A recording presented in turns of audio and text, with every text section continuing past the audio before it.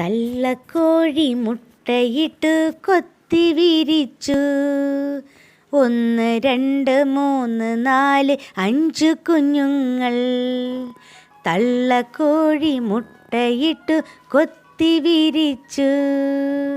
1 2 3 4 5 കുഞ്ഞുങ്ങൾ.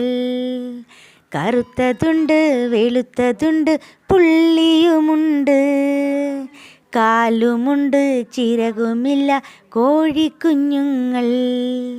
കൊക്ക കൊക്കോ കൊക്ക കൊക്കോ തള്ളക്കോഴിയും, കിയോം കിയോം കിയോം കിയോം കോഴിക്കുഞ്ഞുങ്ങൾ.